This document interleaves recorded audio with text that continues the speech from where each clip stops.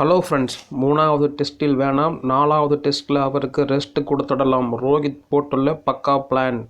India மற்றும் இங்கிலாந்து அணிகளுக்கு இடையேயான மூன்றாவது டெஸ்ட் கிரிக்கெட் போட்டியானது பிப்ரவரி 15ஆம் தேதி ராஜ்கோட் நகரில் துவங்க உள்ளது.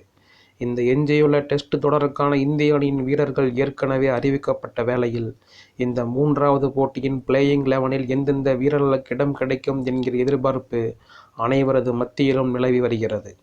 மேலும் மூன்றாவது போட்டியில் எந்தெந்த வீரர்களுக்கு ஓய்வு வழங்கப்படும், ஒரு சிலருக்கு வாய்ப்பு கிடைக்குமா என்பது போன்ற பல்வேறு எதிர்பார்ப்புகள் இந்த போட்டிக்கு முன்னதாக காத்திருக்கிறது.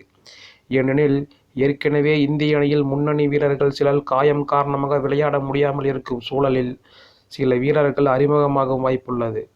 அந்த வகையில் ரஜாத் பட்டிதார் ஏற்கனவே கடந்த போட்டியில் அறிமுகமான வேளையில் சர்பராஸ் கான் மூன்றாவது டெஸ்ட் போட்டியின் போது அறிமுகமாகலாம் என்றும் தகவல்கள் வெளியாகியுள்ளன.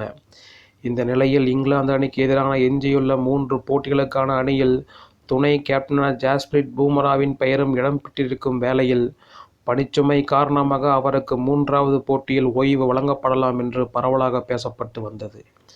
இந்த நிலையில் தற்போது இந்திய அணியின் கேப்டன் ரோஹித் சர்மா எடுத்துள்ள முடிவின்படி, இன்னும் 3 டெஸ்ட் போட்டிகள் இந்த தொடரில் எஞ்சியுள்ளதால் மூன்றாவது முக்கியமான போட்டியில் அவரை விளையாட வைத்துவிட்டு 4வது டெஸ்ட் போட்டியின் போது ஓய்வு கொடுக்கலாம் என்று ரோஹித் திட்டமிட்டுள்ளாராம்.